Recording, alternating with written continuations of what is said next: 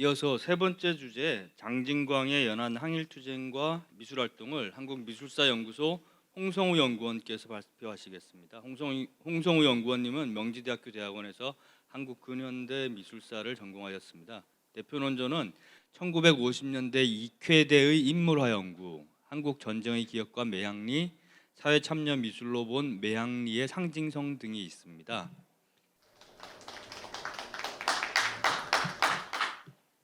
네, 안녕하세요. 저는 장진광의 연안 항일투쟁과 미술활동에 대해서 발표할 한국미술사연구소의 홍성우라고 합니다.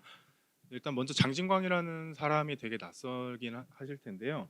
아마 이름을 들어보신 분도 계실 겁니다. 그 뭐냐 조선 독립동맹 그리고 의용군 이런 데서 활동했던 인물이어서 거기서 선전간사로 일한 바가 있습니다. 1910년에서 12년 정도 사이에, 그러니까 정확한 날짜는 알 수가 없고요. 그때 태어나가지고 20년대 의열단 활동을 한 경험이 있고, 그리고 군관학교, 그리고 의용대, 나중에 연안으로 이동해서 항일군정대학, 팔로군, 그리고 조선청년연합회, 조선독립동맹 이런 데서 활동한 바가 있습니다. 그래서 45년 해방 이후에는 나중에 북으로 가가지고 북한에서 이제 그냥 본격적으로 미술가로만 활동을 하는데요. 45년 이전에는 미술가로서의 정체성보다는 독립운동가로서의 정체성이 더 강한 것을 볼 수 있습니다. 그래서 일단은 간략하게 장진광이 이제 북으로 간 이후에 이제 그린 그림을 살펴보면은 당시 크리스 마커라는 이제 사진가입니다. 이제 57년도에 평양을 방문했는데 그때 찍은 사진에 이 장진광이 그린 그림이 이제 가두로 이렇게 이렇게 돼 있는 것을 볼 수 있고요. 그리고 당시 그린 그림들은 이런 거 보면 만평입니다. 대부분 이제 뭐 메가더, 그러니까 미국을 비판하거나 아니면은 남한의 이승만 정권을 이제 뭐 풍자적으로 이렇게 표현하는 이런 그림들을 볼 수 있습니다. 그래서 이렇게 장진광이라는 사람이 좀 미술가로서 그리고 독립운동가로서 나선 이유는 그가 이제 활동지가 주로 이제 해외였다는 점에서 볼 수 있는데요. 출생지가 이제 하와이고, 그리고 활동지는 보통 중국에서 이루어졌기 때문입니다. 그리고 또 45년 이후에는 말씀드린 대로 북한에 갔기 때문입니다. 그래서 장진광이 해방 이전에 이제 활동했던 이제 그러니까 그 활동 내역들이랑 작품들을 살펴보면은, 근데 사실상 그러니까 이 사람의 독립운동 자체가 곧 이제 그러니까 미술 활동 자체가 곧 항일 활동이었다고 볼 수 있는데요. 다만 아쉬운 점이 있다면은 이 사람이 남겼던 작품을 거의 볼 수가 없다는 점입니다. 그 이유는 이제 당시 독립운동을 하면서 미술의 역할이라는 게 사실 선전 그림들을 그려서 뭐 포스터를 사용하거나 아니면 뭐 삐라 같은 거로 만들어서 보통 날려보냈기 때문에 사실상 남아 있는 게 별로 없고, 그리고 중국 팔로군 자료 측에서는 이제 자료들이 좀 남아 있다고 하는데 그것들을 지금 이제 찾아보기는 좀 아직 어려운 상태여가지고 나중에 이제 확인하면은 연구를 좀 발전시켜 보려고 합니다. 네, 그리고 이제 중일 전쟁 이전에 장진광이 항일 활동을 했던 것에 대해서 살펴보려고 합니다. 1946년 조선독립동맹 구성원과 그리고 조선의용군 일부가 서울에서 열렸던 좌담회에 참가했습니다. 이 좌담회는 신천지라는 이제 잡지의 편집부가 주최한 것인데, 여기에는 만주 항일 유격대 그리고 조선독립동맹 의용군 들이 이제 참석한 좌담회였습니다. 그래서 신천지는 여기다가 이제 이들의 항일 업적을 소개했는데요. 좌담회에 참석한 의용군 측에는 장진광을 포함해서 최복록, 조용철, 유신, 하진동이 있었습니다. 이 좌담회에 참석했던 장진광은 이제 항일을 하게 된 동기를 묻는 기자의 질문에 이렇게 답합니다. 이 내용을 살펴보면은 자신은 미국에서 태어났고 아버지가 혁명운동을 하고 있었고, 그리고 자기는 이후 황포군관학교를 졸업한 뒤에 이제 1927년에 있었던 광주 봉기에 이제 가담한 바가 있다라고 그렇게 말하고 있습니다.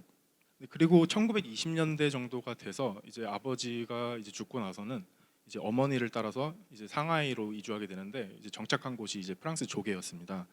그래서 당시 프랑스 조계는 보시다시피 이게 되게 서양과의 교류가 활발히 돼 있었고, 또 동시에 의열단의 활동이 용이했습니다. 일본군과 이제 프랑스 사이에서 이제 마찰도 있었고요. 그리고 구체적인 시점이나 이제 동기는 파악할 수는 없는데 장진광은 이제 의열단 활동에도 가담했다라는 기록이 여러 차례 있습니다. 의열단 지도부가 단원들을 중산대학 그리고 황포군관학교에 입교시켜서 조직화된 의열투전 노선을 결정했을 때 장진광도 거기에 합류를 해가지고 나중에 황포군관학교에 입학하게 되고, 그리고 아까 말씀드렸던 것처럼 광주 봉기에도 참가하게 됩니다. 이 광주 봉기는 아까 전에 발표에서도 얘기하셨지만 여러 사람이 참가를 했었는데, 그 중에 이제 거기에서 살아남은 사람이 몇 안 되지만 그 중에서 맨 왼쪽이 장진광, 그리고 무정, 장지락, 최용건 이런 인물들이 있습니다. 그래서 나중에 장진광은 리얼단 활동을 지속하다가 이제 이제 프랑스 조계 그리고 국제 공공 조계 이런 데서 이제 단독으로 이제 테러를 이제 몇 차례 합니다. 독립운동 자금을 마련하기 위해서였는데 그 과정에서 이제 나중에 프랑스 조계 쪽에서 이제 체포가 되고 그리고 나중에 일본으로 넘어가서 나가사키 형무소 1사에 이제 수감이 돼서 2년간 옥살이를 하게 됩니다. 네, 그리고 이제 노구교 사건을 기점으로 중일 전쟁이 발발하면서 조선민족혁명당은 당원들이 중국을 도와 중일 전쟁에 참여할 수 있도록 전문 군사 교육을 받도록 합니다. 장진광을 포함해서 의열단 출신 민혁당원 약 84명은 군관학교 성자분교 전문 군사 교육을 받기 시작하게 됩니다. 그러나 일본이 남경을 함락하자 성자분교 입교생들은 강릉분교 내 특별훈련반으로 이동해서 교육 훈련을 지속하게 됩니다. 그리고 38년 10월에는 김원봉을 총대장으로 하는 조선의용대가 결성되었고 군관학교 졸업생들이 조선의용대 대원으로 편제되기 시작했습니다. 당시 민혁당의 조직 문제에 대해서는 일부 지도자들의 견해가 부딪혔는데 잘 알려져 있다시피 이 최창익이라는 인물이 이제 등장하게 되는데요.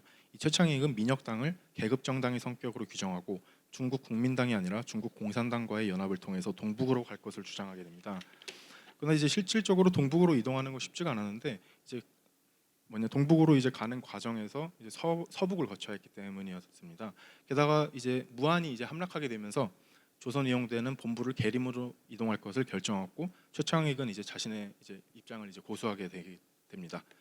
근데 이제 한편으로 동북 지역으로 이동하기에는 자금 문제 그리고 이동 경로 여러 가지 문제가 있었는데 이것 때문에 팔로군 이제 무안 판사처를 거치게 됩니다. 이 팔로군 무안 판사처는 당시 동북 항일 구국 총회라는 곳이랑 밀접한 관계를 맺고 있었는데 이 동북 항일 구국 총회는 행사를 조직하고 정보망을 구축하는 연안의 중국 공산당 연결망이었던 곳입니다. 그래서 이 당시 무안에 있었기 때문에 장진광과 이명 이 두 명이 조선인이고 장영, 왕수성이라는 이제 중국인 이들 네 명이 동북 항일 구국 총회가 조직한 행사에 참여를 하게 돼서 한 조선인을 만나게 됩니다. 그 조선인이 이제 미술가였던 한낙연입니다. 그래서 이 당시 한낙연은 동북 항일 구국 총회의 선전대 소속이었기 때문에 이들과 이제 밀접하게 관계를 맺을 수 있었고요. 이 한낙연을 통해서 무안 판사처의 강국부라는 이제 중국인한테 이들을 이제 연안으로 들어갈 수 있게 도와달라라고 한낙연이 요청을 했고 한낙연도 같이 연안으로 들어가게 됩니다. 그런데 이제 나중에 한낙연은 이제 국민당 이제 보게 그쪽 국통구 지역으로 들어갔다가 나중에 스파이 활동을 해서 체포되게 됩니다. 네, 그 다음은 이제 결국에 38년 겨울이 되면서 장진광과 그리고 최창익 일행 약 40명의 조선인이 연안으로 이제 들어가게 됩니다. 당시 장진광은 연안에 들어가서 이제 인민항일군정대학, 중국인민항일군정대학 줄여서 항대라고 줄이겠습니다. 이 항대의 간부 육성 과정에 입학해서 팔로군에 합류를 하게 됩니다.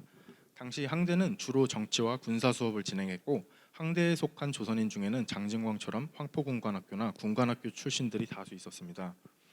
항대의 조직부장이었던 중국인 이지민이라는 사람의 회고에 의하면은 제4기부터는 조선인과 베트남인, 일본인이 급증했습니다. 이 사기에 있었던 장진광의 이제 동료는 이철중 그리고 이근생, 이유민 이런 인물들입니다. 그래서 이 사기는 대부분 아까 연안으로 같이 들어간 최창익의 이제 동료들인데요. 이제 이 세력들이 나중에 북한까지 이어지는 경향이 좀 있습니다. 그래서 장진광은 팔로군 3대대 4대에 편성이 돼서 항대 총교 정치부 선전반에서 일을 하게 됩니다. 이 선전반의 역할은 주로 대적 혹은 팔로군을 위한 선동 미술 공작이었습니다.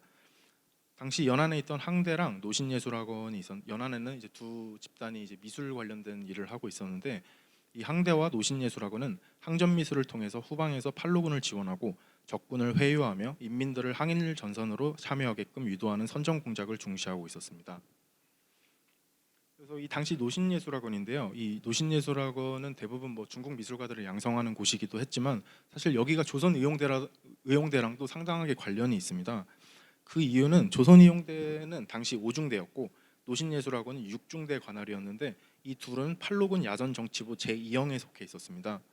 그래서 항대 출신의 조선인 미술가는 사실상 장진광이 거의 유일했다고 볼 수 있겠는데요. 조선인 중에는.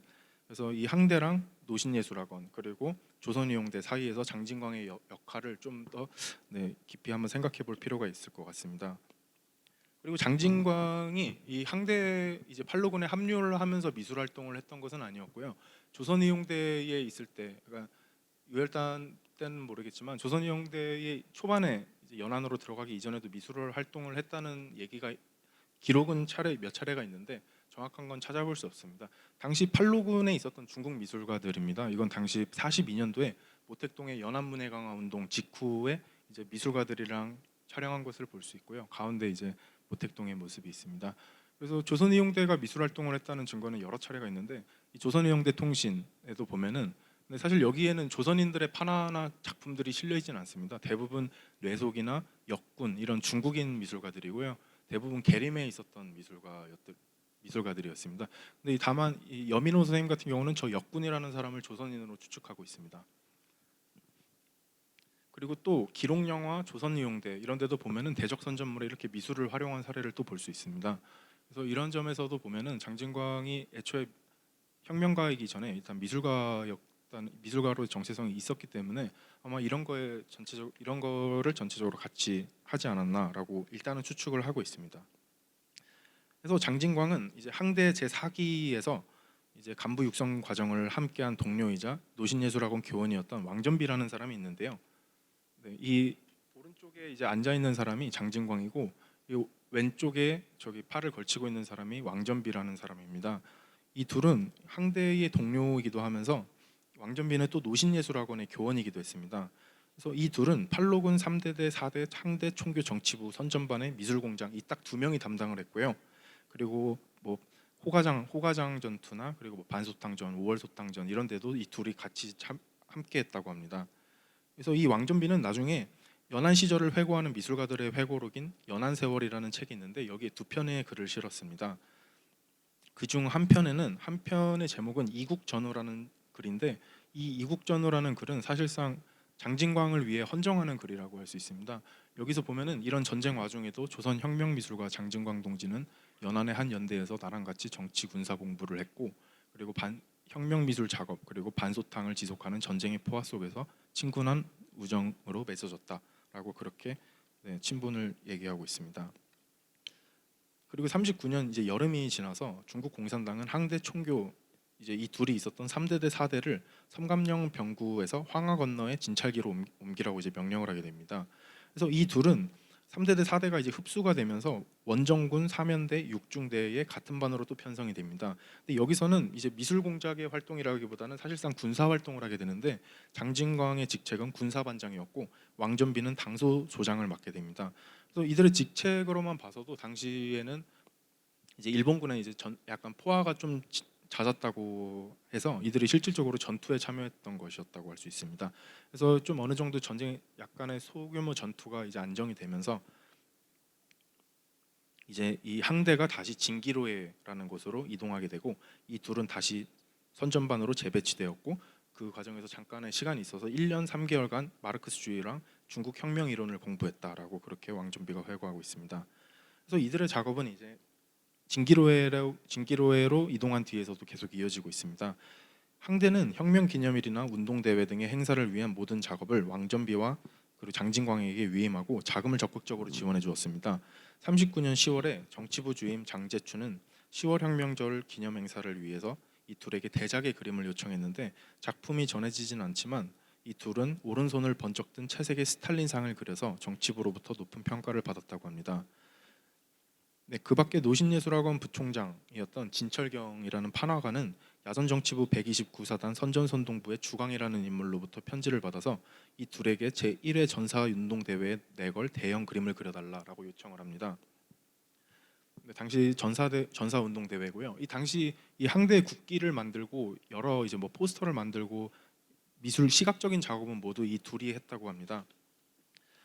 그래서 이때에 이제 대형의 그림을 그리기 위해서 이제 장제춘이 요청을 한 건데 당시 이 둘이 그렸던 그림이 팔로군 사단장이었던 유백승 그리고 정치위원 등소평의 형상을 그렸다고 그러고 그리고 여기 대회에 꾸릴 약 10점의 포스터를 더 제작했다고 그러는데 이거를 모두 장진광이 했다고 합니다.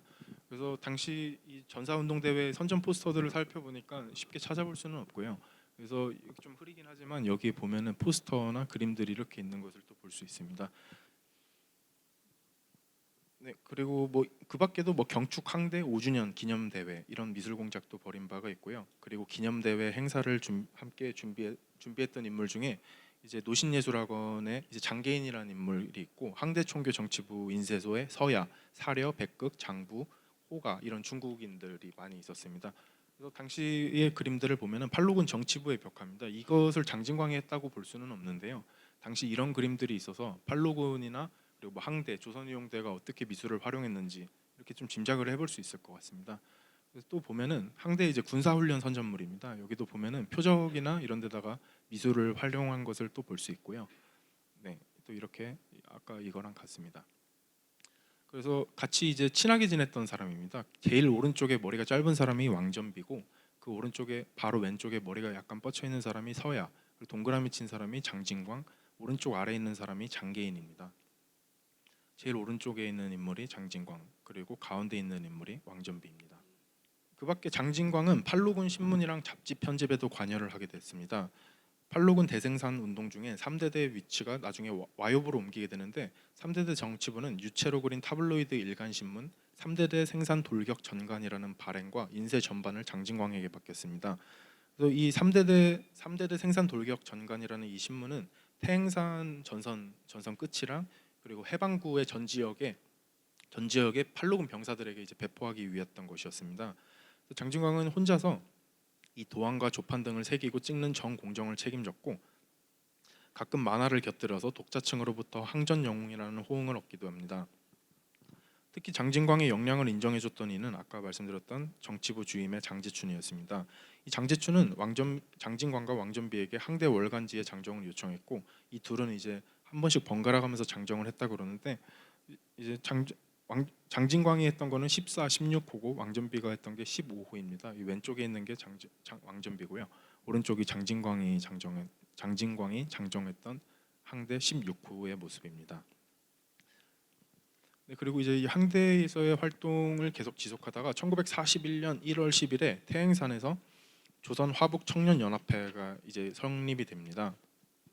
당시 조선 청년 연합회 창립 대회를 촬영했던 중국 사진가들이 몇 있는데 그 당시의 모습이고요. 이렇게 태극기를 걸고 연설하는 모습을 볼 수 있습니다. 그래서 이 창립 대회는 진기로에서 개최됐는데 장진광을 포함한 21명이 참석하게 됩니다. 장진광은 기존의 항대에서부터 계속 선전 활동을 지속했기 때문에 그 공로를 인정받아서 진기로의 지부 선전부장으로 선출되었고 이 당시 선전대의 역할은 피아를 구분할 수 있는 식별물을 제작하고 그리고 아군과 적군을 향한 삐라 제작이었습니다. 그래서 당시 조맹보고 초안을 살펴보면은 선전대는 약 72종의 2만 6천 장의 삐라를 만들어서 조선인들에게 배포해서 그것을 통해 궁극적으로는 연안의 항일 투쟁에 참가하도록 하는 것이었다라고 그렇게 밝히고 있습니다. 그리고 1년 정도가 지나서 이제 42년도에는 박효삼 그리고 이익성, 김학무, 김창만 그리고 이제 연안으로 들어온 윤세주 같은 인물들이 조선의용대 본부랑 이제 연안에 있는 조선의용대를 차별화하기 위해서 조선의용대 화북지대라고 이제 결성을 합니다. 장진광은 이제 조선 청년연합회의 선전부장이면서 동시에 군인으로서도 활동을 하게 되는데 조선의용대 화북지대 여기에 본부 유수대원으로 이제 활동을 하게 됩니다. 그러는 중에 5월에 이제 일본이 소탕전을 위해서 세계 파산 사단을 조직하게 되는데요. 이 이제 팔로군의 입장에서 말하자면 반소탕전인데 이 반소탕전에 의해서 조선의용대 윤세주 그리고 진광화 그리고 팔로군 장군이었던 좌건이 희생되었습니다. 그래서 윤세주랑 진광화의 유매는 감해장되었다가 10월에 성문촌으로 옮겨졌고 장진광이 연화산 자락에 안장지를 마련하고 별 모양의 도안으로 윤세주와 진광화 그리고 좌건의 비석을 설계했다고 합니다. 그래서 당시 이 왼쪽에 있는 거는 호가장 전투 직후의 이제 모습이고요. 오른쪽에 있는 것이 윤세주랑 진광화가 사망한 다음에 이제 추모대회를 개최했던 모습입니다. 저기 위에 보면은 진광화의 초상이 그려져 있는 것을 또 볼 수 있고요. 그 당시 장진광이 이제 설계했던 당시 윤세주와 진광화의 묘입니다.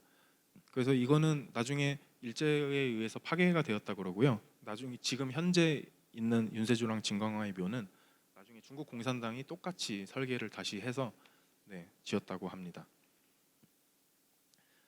그래서 이 반소탕전으로 이제 중요한 지도부들을 잃고 나서 조청은 42년 7월 10일에 제2차 대표 대회를 열었습니다. 이 대표 대회에서는 반소탕전을 기억하고 무장투쟁을 강화할 것을 목적으로 김두봉을 주석으로 세워서 화북 조선 독립 동맹을 결성합니다. 이 조선 독립 동맹은 이제 기존의 조선의용대 화북지대를 개편해서 조선의용군으로 바꾸고 이것을 당군으로 책정합니다. 그래서 조선 독립 동맹은 이제 기존의 청년연합회보다 구체적이고 조직적인 방침을 내세워서 무장선전 활동을 통해서 조선인들 이제 주변에 있는 조선인들에게 영향력을 이제 확장시키고자 했습니다. 당시 이 조선 그러니까 독립동맹 지도부들은 1대에서 3지대를 이제 편성하고 대대에다가 대장, 지도원, 지회장 등의 3인 지휘부 체제를 구성했는데 장진광은 사실 여기에 포함되지는 않았는데 그 이유가 조선의용군 독립중대를 따로 이제 마련하게 됩니다. 이 독립중대에는 최창익이랑 그리고 왕지연 이제 한빈 이 두 사람이랑 장진광이 같이 소속이 돼가지고요. 주로 후방의 지원 그리고 은폐 이런 것들을 목적으로 했다고 합니다.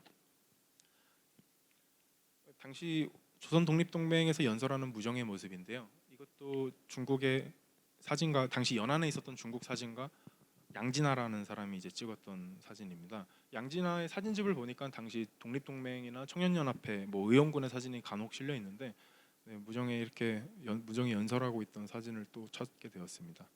그래서 당시 조명 보고 초안 저기 동그라미가 잘못 쳐졌는데요. 여기 장진광이 이렇게 들어가 있습니다. 네, 그리고 장진광의 역할은 미술 활동이랑 그리고 이제 군인으로서의 활동뿐만이 아니라 여기서 번역이랑 통역을 담당했습니다.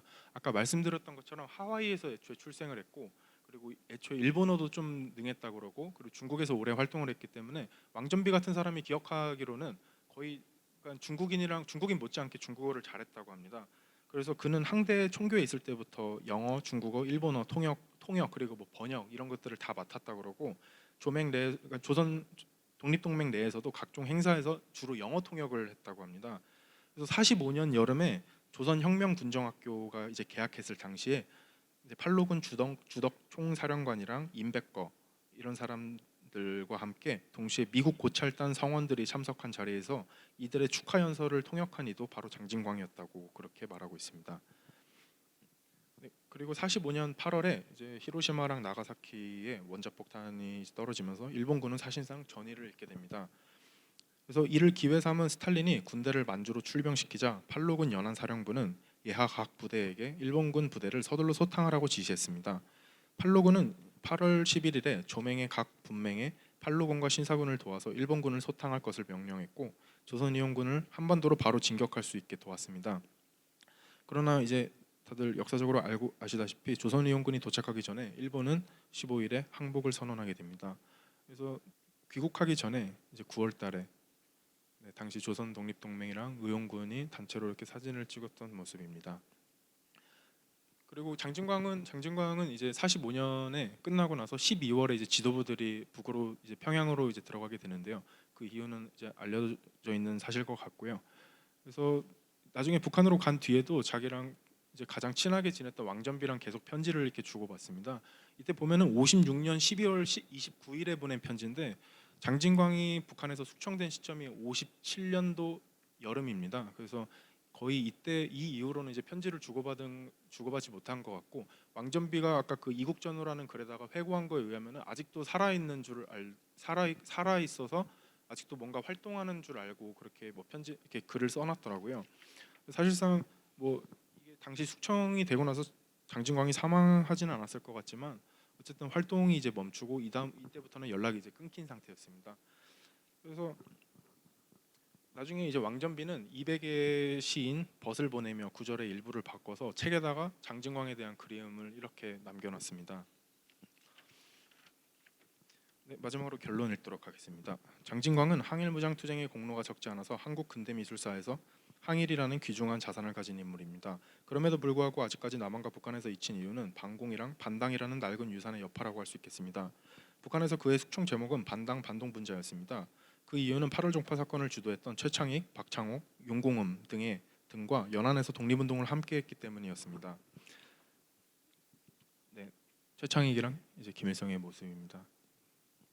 그래서 장진광은 위열단 유혈단이랑 조선민족혁명당, 조선청년연합회, 조선독립동맹 등 한국 독립운동사에서 눈여겨볼 만한 공로를 지녔고 연안에서는 중국 공산당과 협력해서 항대 그리고 팔로군의 미술 공작에도 크고 작은 공적을 남겼습니다.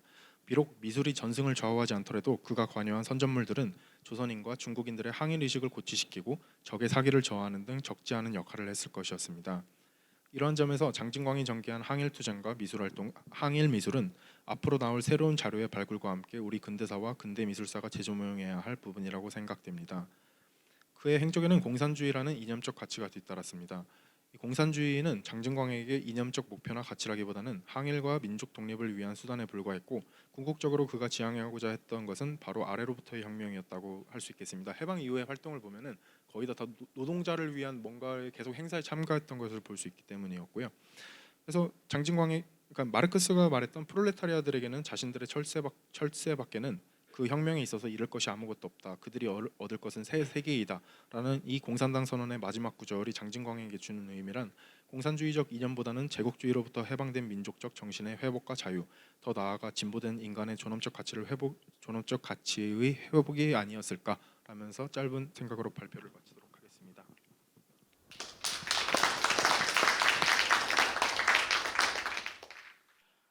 홍성우 선생님 발표에 대한 지정 토론은 최열 미술평론가님께서 하시겠습니다. 최열 평론가님은 중앙대 예술대학원 졸업하시고 한국 근대미술사학회 인물미술사학회 회장을 역임하셨으며 현재 현대미술연구소 운영위원장을 맡고 계십니다. 대표 저서로는 한국 근대미술의 역사, 이중섭 평전, 김정희 평전 등이 있습니다. 예, 평론가님의 토론을 듣겠습니다. 큰 박수 부탁드립니다.